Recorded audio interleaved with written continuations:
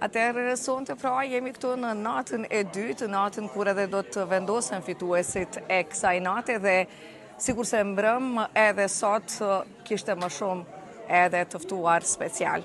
Siç edhe bëri hapjen i madhe Aleksandër Gjoka, po ashtu edhe këngëtarja e adhuruar dhe tek ne në Kosovë, Jonida Maliqi ishte e ftuar speciale sonte. Mirëmbrëma Jonida, mirë se erdhe. Mirëmbrëma, faleminderit, i përshëndes të gjithë shqiptarët në Kosovë dhe më ka marrë malli vërtet shumë. Kur do të kemi në Kosovë pasi të ka marrë malli? Po ku e di unë kur? Kur të ftojmë?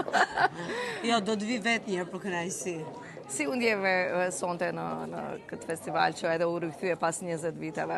Pas 23 viteve kam ndjerë shumë emocion, sepse unë kam qenë një ndër këngëtarët që kam marrë pjesë mbi 3-4 herë në festivalin e Pranverës, jam rritur në këtë skenë, kam patur eksperiencat e mia të para me këngën, me skenën dhe të rikthesh në këtë festival është si të rikthesh një copëz historie. Si u ndjeve të themi gjatë asaj në kohën kur keni performuar ju para 23 viteve dhe tani ka ndonjë dallim nga këngëtarët e rinj? Ka përshtypjen që skena nuk ka asnjëherë dallim. Skena është gjithmonë e magjishme, publiku gjithashtu kur të pret me dashuri, edhe kur e njeh këngën për më tepër që ti interpreton, është një tjetër dimension.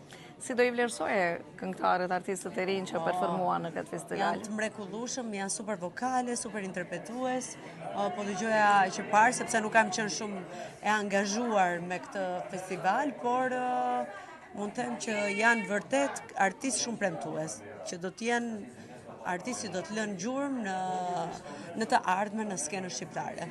Çfarë ka të reja nga Jonida Maliqi? Kam dalë nga ferma, asnjë gjë e re, po vazhdoj jetën time me aktivitetet e mia. Ndonjë projekt muzikor? Projekt muzikor, po, kam së shpejti, por duhet i realizoj ato dhe pastaj të them më shumë. Atëherë të presim të jesh tek ne.